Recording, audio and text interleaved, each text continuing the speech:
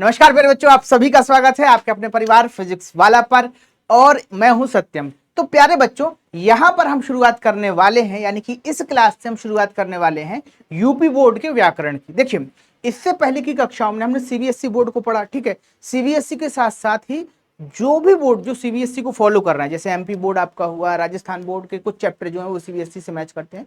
तो जहां जहां सीबीएसई आता है, जैसे जेएससी बोर्ड है, ठीक है, उसके लिए तो नाइन्थ हम पढ़ चुके थे, ठीक है, यानी कि नाइन्थ की जो चीजें थी वो हमने कवर कर ली थी। अब यहां पर हम बात कर रहे हैं यूपी बोर्ड की, क्योंकि आपकी तरफ से लगातार डिमांड आ रहा था कि सर यूपी बोर्ड करा दीजिए, यूपी बोर्ड करा दीजिए। तो भैया यूपी बोर्ड चलिए शुरुआत करते हैं। वैसे तो इसका पहला एक लेक्चर आ चुका है, पर आज हम बात कर रहे हैं व्याकरण की, और व्याकरण के अंदर भी हम पढ़ रहे हैं बेटा रस। देखो, रस जो है ना वो बड़ा एक अच्छा एलिमेंट है दुनिया के अंदर। देखो, जिंदगी में ना अगर रस ना हो तो मजा नहीं आता, वैसे ही जीवन में यदि रस ना हो तब भी मजा नहीं आता, और जीवन में यदि रस का स्वाद ना हो तब भी मजा नहीं आता। तो यहां पर ना रस एक इंपॉर्टेंट एलिमेंट है, ठीक है, जिसको हम कहते हैं आईएमपी थिंग इन लाइफ, ठीक है। अब बात करते हैं कि भाई कविताओं के अंदर, यानी कि पाठ के अंदर और पढ़ाई के अंदर रस किस तरीके से काम में आता है। तो आइए उसकी चर्चा करते हैं। सबसे पहले ये समझते हैं कि रस होता क्या है, ठीक है, क्योंकि हम रस का टॉपिक पढ़ रहे हैं तो वो तो एक रिवायत है बताना। देखो, रस कुछ नहीं है, बस मजा है, ठीक है। अब मजा क्या, अगर आप कविता पढ़ते हैं, साहित्य को जो पढ़ते हैं आप, ठीक है, और उसके अंदर आपके अंदर कैसा भाव जागता है पढ़ने के बाद, ठीक है, वही रस है। देखो, कोई अच्छी सी कहानी पढ़ी, कोई अच्छी सी कहानी सुनी और मजा आ गया, बस यही रस है, ठीक है। अब इस रस का भी ना एक एक दिक्कत और है इसके साथ, ये भी चीज समझो। हमेशा कहानी पढ़ के मजा नहीं आता, ठीक है। कभी कभी हम दुखी भी हो जाते हैं कि बताओ ऐसी भी कोई कहानी थी जहां नायक का बड़ा दुखद अंत होता है, ठीक है। तो ऐसी भी कोई चीजें होती हैं। इसी तरीके से ना जब ये वाली बात आती है कि भाई रस के भी भेद हो सकते हैं, यानी कि देखो, रस ये कहलाता है कि जब भी किसी चीज को पढ़कर, यानी कि चाहे कहानी हो चाहे कविता हो, जब भी उस चीज को पढ़कर जो अनुभूति होती है, जो आपको लगता है, वही रस होता है। और इसी चीज के आधार पर रस का वर्गीकरण किया गया है कि भाई किसी कविता को पढ़कर, किसी कहानी को पढ़कर आपको कैसा लगता है। किसी कविता को पढ़कर आपको अच्छा लगता होगा, ठीक है, तो वो आनंद से भरी हुई होगी कविता होगी, ठीक है। किसी कविता को पढ़कर आपको ईश्वर के प्रति प्रेम जागता होगा तो वो भक्ति रस से जुड़ी हुई कविता होगी। और किसी कविता को पढ़कर वात्सल्य आपकी आंखों के सामने गुजर जाता होगा। वो है ना एक दोहा कि धूरी भरे अति सोहित श्याम जू, बादशाह की, ऐसा कुछ है एक दोहा, ठीक है। तो वो दोहा जो है वो कृष्ण के ऊपर है, पर जब वो दोहा बताया जाता है और उस दोहे को हम पढ़ते हैं ना, तो हमारे अंदर ना कृष्ण का जो बचपन है वो छा जाता है, ठीक है। तो इस तरीके से जो भाव हमारे अंदर आता है किसी भी चीज को पढ़ते हुए, वही रस कहलाता है, ठीक है। और यदि परिभाषा की बात करें तो बताया जाता है कि साहित्य को सुनने या पढ़ने या नाटक आदि को देखने से जो आनंद की अनुभूति होती है वही रस होती है, ठीक है। तो भाई यहां सुन लो, रस मतलब होता है मजा, कुल मिला के और कुछ नहीं, ठीक है। रस मतलब मजा, ठीक है। और मजा भी किस सेंस में, भाई आपको कैसा लगा, मजा तो आया, ठीक है, पर हर बार मजा नहीं आता है, कोई और चीजें भी हमारे भाव के अंदर आती हैं। तो जिस प्रकार की आपकी अनुभूति होगी उसी चीज को कहा जाता है रस, ठीक है। अब यहां पर एक चीज और समझो, इसकी एक टेक्निकल परिभाषा और दिया जाता है अस्वाद।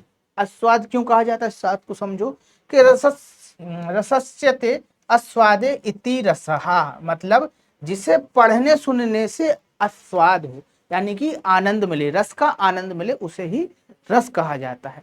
कविताओं के अंदर और कहानियों के अंदर, मतलब जो कविताओं का जो मूल प्राण है, वो आत्मा जो है वो रस कहलाती है, ठीक है। इसीलिए रस को ना काव्य की आत्मा कहा जाता है, ठीक है। और रस की जो शुरुआत होती है वो हमें देखने को मिलती है भरत मुनि के नाट्य शास्त्र से, ठीक है।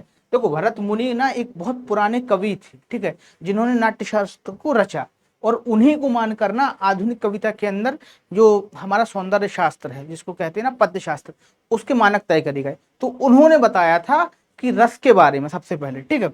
अब बात यह की जाती है कि भाई इसीलिए रस को जो है ना वो काव्य की आत्मा कहा जाता है, ये चीज पर हम बात कर चुके हैं।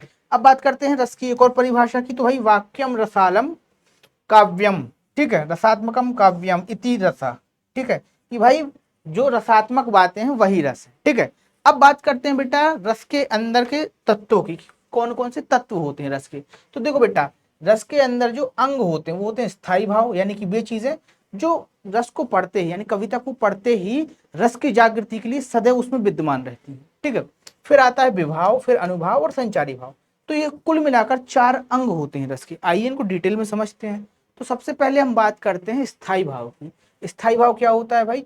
मनुष्य के हृदय में संस्कार या वासना के रूप में मूल रूप से विद्यमान रहने वाले भावों को ही स्थायी भाव कहते हैं। तो देखो बेटा, ऐसी चीजें या ऐसे भाव जो हमेशा से हमारे हृदय में रहते हैं, यानी कि हमारे अंदर विद्यमान है, बस जरूरत होती है उनको जगाने की, उन्हें ही कहते हैं स्थायी भाव। ठीक है। और इसको जगाने का काम कौन करता है? इसको जगाने का काम करती है कविता। ठीक है। अब देखो, स्थायी भावों की जो संख्या है बेटा, वो पुरातन काल में तो 9 मानी गई थी, लेकिन अब व्याकरणकों ने, कवियों ने इसमें परिवर्तन किया है। ठीक है। तो पहले 10 रस हुआ करते थे, अब एक और रस जोड़ दिया गया है। ठीक है बच्चा।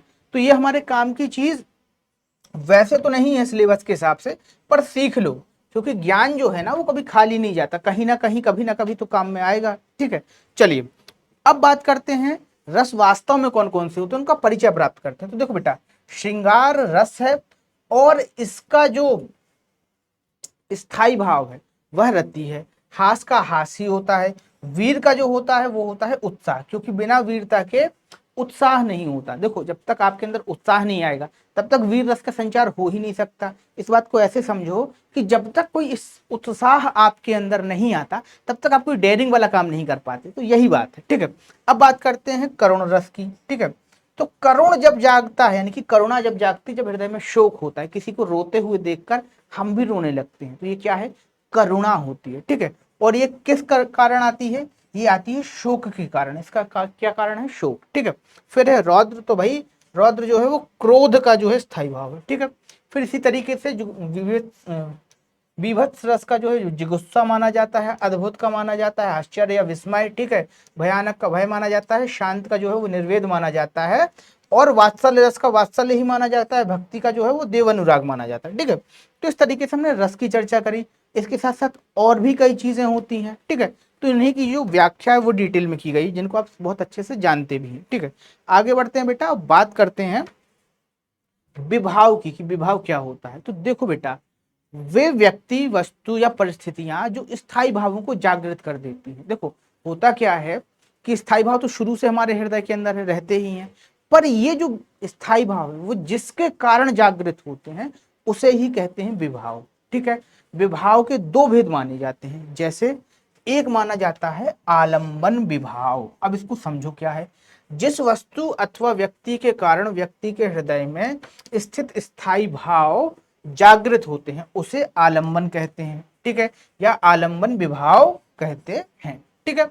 अब देखो, उदाहरण क्या है इस चीज का? उदाहरण है नायक नायिका आलंबन विभाव है। ठीक है। तो देखो, किसी भी कविता के नायक नायिका जो है वो आलंबन विभाव है, क्योंकि उनके मिलने से ही क्या जग रहा है? रति का भाव जग रहा है। ठीक है। और रति क्या है? स्थायी भाव है किसका? श्रृंगार का। ठीक है। जिसको हम आगे पढ़ेंगे। अभी तो रस के जो एलिमेंट है, जो तत्व है, हम उस पर चर्चा कर रहे हैं। ठीक है। चलिए आगे बढ़ते हैं बच्चा। इसके बाद बात करते हैं उद्दीपन विभाव की, कि भाई उद्दीपन विभाव क्या होता है। तो देखो, मन में जागृत स्थायी भाव को उद्दीप्त करने वाले भाव को उद्दीपन कहते हैं। देखो, आपके अंदर स्थायी भाव तो आ गया, ठीक है, लेकिन उसको और बढ़ाने वाली जो चीज होती है वो क्या होती है? उद्दीपन विभाव कहलाती है। ठीक है। जैसे अभी हमने क्या पढ़ा था, उससे पहले पढ़ा था हमने विभाव। विभाव वो चीज है या वो एलिमेंट है, वो तत्व है जिसके कारण स्थायी भाव जागता है। और स्थायी भाव के बाद फिर सुनो क्या होता है कि जो उद्दीपन होता है वो क्या है? उद्दीपन वह चीज है जो स्थायी भाव को उद्दीप्त करता है, यानी कि बढ़ाता है। ठीक है। चलो, जैसे नायक नायिका के अंदर नायिका का अति सुंदर होना। ठीक है। ये सारी बातें हैं। चलो अब बात करते हैं बेटा, आगे बढ़ते हैं और बात करते हैं अनुभाव की। अनुभाव क्या होता है? तो इस चीज को समझो। आलंबन और उद्दीपन विभाव द्वारा जागृत मानसिक व शारीरिक चेष्टाएं अनुभाव कहलाती हैं। ठीक है। कि आलंबन और उद्दीपन के माध्यम से जो शारीरिक चेष्टाएं जन्म लेंगी, यानी कि छोटी छोटी जो बातें हमें कविता के अंदर देखने को मिलती हैं, उसे ही हम क्या कहते हैं? उसे ही हम कहते हैं अनुभाव। ठीक है। अब यहाँ पर देख लो भाई, क्या क्या कहा जाता है, क्योंकि इन्हीं के द्वारा व्यक्ति के हृदय में जागृत भावों का बोध होता है। ठीक है। आचार्यों ने अनुभाव के 4 भाग बताए। कितने भाव बताए हैं? 4। जिसमें से पहला बताया है कायिक अनुभाव, यानी कि जो शारीरिक चेष्टाएं होती हैं। ठीक है। जैसे आंसू आना, लज्जा से सर झुक जाना, इत्यादि इत्यादि। वो तमाम तरीके की चीजें जो रोमानियत में होती है, यानी कि प्रेम के अंदर हमको दिखाई देती हैं, पिक्चर्स में हमको दिखाई देती हैं, वो तमाम तरीके की चीजें जो हैं वो यहाँ पर अब आप समझ पाइएगा कि उन्हें टेक्निकल टर्म में, यानी कि व्याकरण की भाषा में क्या कहते हैं। ठीक है, पर्दे पर तो हम जानते ही उन्हें क्या कहा जाता है, पर यहाँ पर आप सीख रहे हैं कि उसका टेक्निकल टर्म क्या है, कि भाई जब कुछ शर्मा के चली जाती है तो वो कायिक अनुभाव है। ठीक है, चलो आगे बढ़ते हैं। अब बात करते हैं मानसिक अनुभाव की। तो भाई मानसिक अनुभाव यानी कि अंतःकरण की भावना के अनुकूल मन में हर्ष और विषाद हो जाना। ठीक है, कैसे हो जाना? किसी की याद आई और मन उदास हो गया, अरे पास में नहीं है। ठीक है, और किसी की याद आई, अरे वो तो पास में ही, आज शाम को तो मिलने ही जाना है, तो मन खुश भी हो गया। ठीक है, तो यही है मानसिक अभाव, मानसिक अनुभाव की कुछ नहीं है, केवल मन के कारण सुख और दुख की स्थिति आपकी जन्म ले रही है। ठीक है, फिर है आहार्य अनुभाव, यानी कि वेशभूषा के कारण, जैसे किसी का भाव देखकर, किसी का वेश देखकर जो भाव जन्म ले। ठीक है, और सात्विक अनुभाव, तो भाई सात्विक अनुभाव जो होता है उसका जो प्रादुर्भाव होता है वो हृदय से होता है, मतलब जो चीजें कहते हैं ना कि मैं दिल से बोल रहा हूं, तो वो तमाम तरीके की बातें जो आप दिल से बोलते हैं सात्विक अनुभाव के अंदर आते हैं। ठीक है, चलो आगे बढ़ते हैं। अब सात्विक अनुभाव के भी कुछ प्रकार होते हैं जो इस समय इंपॉर्टेंट नहीं है। अब बात करते हैं संचारी भाव। तो बेटा देखो होता क्या है कि स्थायी भाव वो होते हैं जो सदैव विद्यमान रहते हैं, पर संचारी भाव आते जाते बने रहते हैं, कि भाई थोड़ा सा उठा और चल दिए। तो देखो आश्रय के चित्त में उत्पन्न होने वाले अस्थिर मनोविकार कारकों को संचारी भाव कहते हैं, कि भाई ये जो भाव है ना वो अस्थिर होते हैं, थोड़े थोड़े आते और जाते बने रहते हैं। ठीक है, इनकी जो संख्या मानी जाती है वो 33 मानी जाती है। ठीक है, और शुरुआत कहाँ से होती है? निर्वेद से होती है। ठीक है, कि भाई शांत बैठा निर्वेद, फिर ग्लानि हो गई कि भाई मुझे मिलना था मैं नहीं मिल पाया, फिर ग्लानि हो गई, फिर शंका भी आ जाती है कि भाई क्यों नहीं मिल पाया, क्या आया नहीं था या आई नहीं थी। तो इस तरीके से जो भाव उठते जाते हैं ना एक मुलाकात के बीच, कि भाई हम बात से भी प्रेम से बात करते हैं, फिर गुस्सा भी करते हैं, तो तमाम तरीके की चीजें जो होती हैं वो संचारी भाव के अंदर आती हैं। चलिए बच्चा अब बात करते हैं, हाँ अंत में चिंता भी हो जाती है कि भाई बताओ मैं ऐसा कर दिया, ये इंपॉर्टेंट चीज थी। ठीक है, फिर वितर्क भी हो जाता है कि अरे ठीक है कर दिया तो कर दिया, क्या ही टेंशन लेना। ठीक है, अब आगे बढ़ो। अब बात करते हैं श्रृंगार रस की, जो हमारा मेन टॉपिक है। ठीक है, और यहाँ से प्रश्न आता ही है। देखो इस पूरे चैप्टर से ना 2-3 जगह से प्रश्न आते हैं, जैसे आपसे पूछ लिया जाएगा एक लाइन देके कि भाई इसमें कौन सा रस है, और इसका जो डिस्क्रिप्शन है यानी कि विस्तार पूर्वक बताइए। तो आपको बताना पड़ेगा कि भाई आलंबन क्या है, उद्दीपन क्या है, संचारी भाव कौन सा, स्थायी भाव कौन सा, ये सारी चीजें आपको बतानी पड़ेंगी, लेकिन तभी बतानी पड़ेगी जब पूछा जाए। अगर नहीं पूछा जा रहा है तो कोई बात नहीं, बहुत इजीली हमें नंबर मिलेंगे। ठीक है, अब श्रृंगार रस को समझ लो। तो देखो जहां हीरो हीरोइन की बात हो, ठीक है, वहां श्रृंगार रस होता है, इस बात को समझ लो। जहां भी नायक नायिका की बात हो, जहां भी आपको दिख रहा हो कि भाई एक तरफ हीरो है एक तरफ हीरोइन है, दोनों कहीं मिल रहे हैं, दोनों कहीं बात कर रहे हैं, दोनों के बीच कहीं भी प्रेम खिल रहा है, तो उसका अर्थ यही निकलता है कि भाई ये श्रृंगार रस है। ठीक है, अब इसके ना 2 भाग और हो जाते हैं, कैसे, या इसके 2 उपभेद हो जाते हैं। भाई देखो श्रृंगार के 2 उपभेद होते हैं, एक संयोग श्रृंगार और एक वियोग श्रृंगार। अब इसको समझ लो कि भाई क्या है। देखो संयोग मतलब जब नायक नायिका मिलकर बढ़िया बातें कर रहे हो कि और भाई कहाँ थे, क्या कर रहे थे, कैसे जिंदगी जी रही थी, ये तमाम बातें जब अच्छी अच्छी बातें हो रही हूँ, ठीक है, तब वो क्या है, संयोग श्रृंगार है। और जब बात चलने लगे कि मैं तुम्हें ब्लॉक कर दूंगा या यार तुम ऐसे ही हो, तो समझ जाओ कि वहां वियोग श्रृंगार है। ठीक है, तो ये बात है। आइए इसको डिटेल में समझते हैं सबसे पहले। और देखो यहाँ पर एक चीज और है जो मैं आपको बता रहा हूं, इस बात को याद रखना कि कई बार पूछा जाता है कि संयोग श्रृंगार का स्थायी भाव कौन सा है।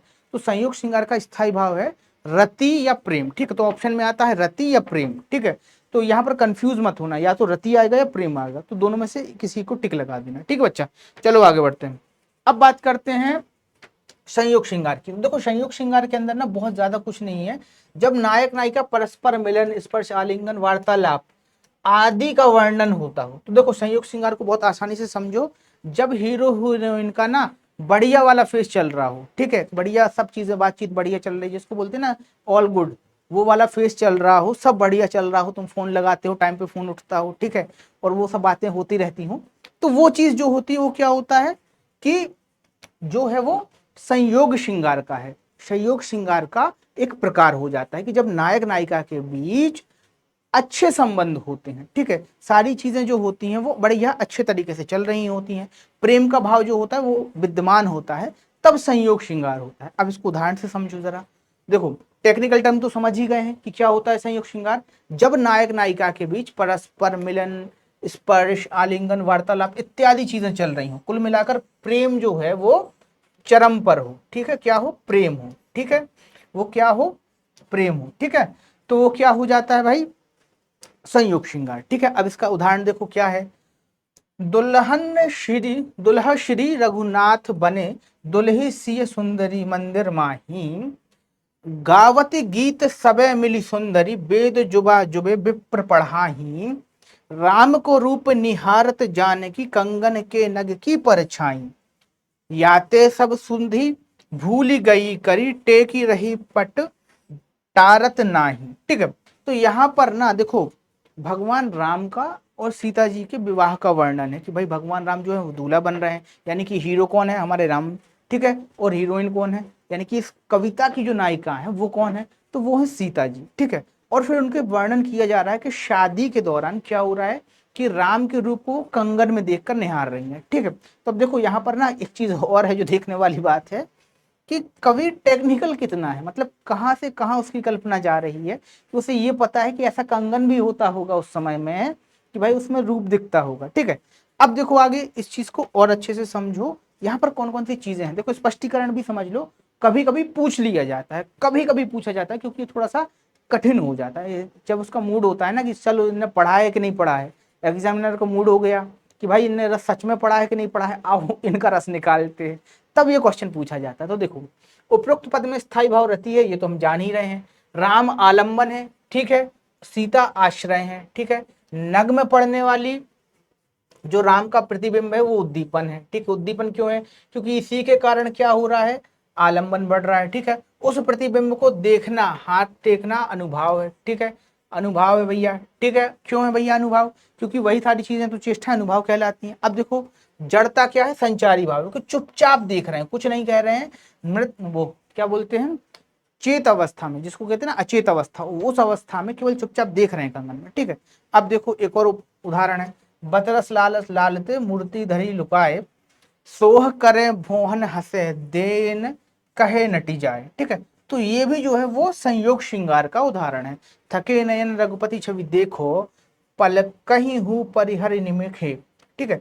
तो ये दोनों जो है वो श्रृंगार के उदाहरण है, किसके, संयोग श्रृंगार के उदाहरण है। चलिए बच्चा आगे बढ़ते हैं और बात करते हैं वियोग श्रृंगार की, ठीक है। तो देखो वियोग श्रृंगार के अंदर पता है क्या होता है, नायक नायिका के मिलन का भाव होता है, ठीक है। जहां पर प्रेम था अब दोनों में क्या हो गई है, विछोह हो गया है, क्या हो गया, विछोह, ठीक है, विछोह, ठीक है। अब जब विछोह हो जाता है तब क्या होगा, दुख होगा कि नहीं होगा, ठीक है, दुख होगा, पीड़ा होगी, ठीक, अश्रु बहेंगे, अरे राम, अश्रु, ठीक है। तो ये सारी चीजें जिन जनरली होता ही है कि जब विछोह होता है, किसी से किसी का विछोह हो गए, दो लोग अलग हो गए, तो दुख होता ही है। तो जब नायक नायिका एक दूसरे से अलग हो जाए, या नायक जो है वो नायिका को याद कर रखे रो रहा हो, या नायिका नायक को याद करके रो रही हो, दोनों के अंदर ना रुदन भाव हो, हीन भाव हो जाए कि अरे यार वो था, तो समझ जाओ कि वहां क्या है, वहां वियोग श्रृंगार है, ठीक है। जैसे उदाहरण देखो, दरस बिना दूखन लागे नैन, कि भाई दर्शन नहीं हुए तो हमारे नैन कैसे होगा, दुखने लगे, ठीक है। तो ये किस बात का उदाहरण हो गया, वियोग श्रृंगार का। फिर देखो, नूतन किसलय मनहु कृसानु, काल निशासम निशि शशि भानु, कुवलय विपिन कुंत बनवा सदस, बारिद तपत तेल जनु बारिसा, ठीक है। तो ये कुछ जो उदाहरण हैं वो किस चीज को बता रहे हैं कि इन कविताओं के अंदर, इन पंक्तियों के अंदर वियोग श्रृंगार है। अब इसका जरा थोड़ा सा विस्तार समझो, स्पष्टीकरण समझो कि भाई सीता का जो राम के प्रति प्रेम भाव है वो तो स्थायी है, ठीक है। राम आश्रय है, सीता क्या है, आलंबन है, प्रकृति का जो दृश्य है वो उद्दीपन है, क्योंकि ये सारी चीजों को बढ़ा रहा है, ठीक है, जो बढ़ा है वो उद्दीपन विभाव है। कंप पुलक और अश्रु अनुभाव है, ठीक है। विषाद गिलानी दीनता और ये सब, ये सारी चीजें क्या है, संचारी भाव है, ठीक है बेटा। तो ये वियोग श्रृंगार की परिभाषा थी और ये वियोग श्रृंगार की कुछ चीजें थी। चलो अब बात करते हैं वीर रस की। तो देखो बेटा, वीर रस एक ऐसा रस है जिसको पहचानने की जरूरत नहीं है, ठीक है। वीर रस का पहचान ऑटोमेटिक हो जाता है। सबसे तेज रस जो आपको लगे, जैसे ही आप कविता पढ़ें और आपके अंदर उत्साह जाग जाए, ऐसी भावना आ जाए कि यार अब हमें भी कुछ करना है, ठीक है, इसको मोटिवेशन का रस कहते हैं, ठीक है। वीर रस को मोटिवेशन का रस भी कहा जाता है, ठीक है। आज की भाषा में कहा जाता है, ऐसा कहीं किताबों में नहीं मिलता है, ठीक है, तो ऐसा लिखना मत, लेकिन इसको मोटिवेशन का रस भी कहा जाता है, ठीक है, क्योंकि मोटिवेशन शांत शांत तरीके से तो होता नहीं है, उसमें एनर्जी दी जाती है कि yes I can do it. तो वही चीज जो होती है वो उत्साह या वीर रस के रूप में परिणत होती है। अब इसका डेफिनेशन समझ लो क्या है। युद्ध अथवा किसी कठिन कार्य को करने के लिए हृदय में जो उत्साह जागृत होता है उसे ही वीर रस कहा जाता है। इसके आधार पर वीरता जो होती है वो 3 प्रकार की होती है बेटा, ठीक है। तो युद्धवीर, दानवीर और धर्मवीर, ठीक है, ये 3 चीजें ही होती हैं, 3 प्रकार के वीर ही होते हैं। एक जो लड़ाई करके दिखाते हैं, एक जो दान देते हैं और एक जो धर्म पर चलते हैं। और ये तीनों चीजें जो हैं वो कठिन है। युद्ध करना क्योंकि लड़ने में चोट लगती है और चोट करने से हमको सच में डर लगता है, ठीक है। दान देना, अपनी कोई चीज कोई भी दान देना नहीं चाहता, आज की सच्चाई यही है, ठीक है। और धर्म पर चलना बहुत कठिन होता है, धर्म पर चलना, ठीक है बच्चा। तो ये तीनों चीजें जो है वो कठिन होती हैं और इसीलिए इन तीनों व्रतों का जो पालन करता है उसे वीर कहा जाता है, ठीक है बच्चा। चलो बात करते हैं स्थाई की रस की। तो भैया इसका जो स्थाई भाव है वो है उत्साह। आलंबन विभाव जो है वो अत्याचारी शत्रु है। कौन है भैया? अत्याचारी शत्रु है। अब वो किसी भी रूप में हो सकता है। फिर उद्दीपन क्या है? शत्रु का पराक्रम, अहंकार, रणवाद्य, याचक, बहुत सारी चीजें हो जाती है, ठीक है। अनुभव क्या है? रोमांच, गर्वपूर्ण, उक्ति, प्रहार करना, कंप, ये सारी चीजें अब देखने को मिलती हैं, ठीक है। फिर संचारी भाव क्या है? उग्रता, आवेग, गर्व, चपलता, धृति, मृत्यु, स्मृति, ठीक है। तो ये सारी चीजें जो है वो इसके संचारी भाव के अंदर आते हैं। अब इसके एग्जाम्पल देख लो। मानव समाज में अरुण पड़ा, जल जंतु बीच हो वरुण पड़ा, इस तरह भवकता राणा था, मानव सर्पों में गरुड़ पड़ा, ठीक है। तो यहाँ पर ना राणा के भवकने की बात कही जा रही है, यानी कि राणा के क्रोध की बात कही जा रही है। और इसी को किस तरीके से बताया जा रहा है कि सर्पों में गरुड़ पड़ा, ठीक है। तो यहाँ पर ना हमें एक तरीके का ओज दिखाई दे रहा है। अच्छा यहाँ पर सुन लो, वीर रस के अंदर ओज गुण जरूर होता है, ठीक है। जैसे शब्द गुण की बात कही जाए तो जहां भी आपको ओज गुण मिल जाए फौरन समझ जाइएगा कि वो वीर रस का उदाहरण है। जैसे देखो, जो संपत्ति शिव रावण दीन दिए 10 माथ, सोई संपदा विभीषण नहीं सकुच दीन रघुनाथ, ठीक है। तो यहाँ पर ना कौन सा रस है? यहाँ पर भी भाई हमारा वीर रस है, ठीक है। चलो आगे बढ़ो। एक और उदाहरण है दया रस, सॉरी दयावीर। तो दयावीर क्या होता है कि भाई ऐसे बेहाल बिवाही, सो पग कंटक जाल लगे पुनि जोए, हाय महादुख पायो सखा तुम आए इते, ना किते दिख खोए, ठीक है। तो यहाँ पर देखी सुदामा की दीन दया, करुणा निधि करके करुणा निधि रोए, ठीक है। तो ये कुछ है। अब इसकी बात करते हैं धर्मवीर की। तो देखो, प्रिय द्रौपदी बिना वहस परवाह नहीं, धन वैभव सुत राजपाट की चाह नहीं, पहले पांडव और युधिष्ठिर मिट जाएंगे, तदंतर ही दीप धर्म के बुझ पाएंगे, ठीक है। तो इस तरीके से यहाँ धर्म की चर्चा की गई है, धर्म की वीरता का प्रदर्शन किया गया है, ठीक है।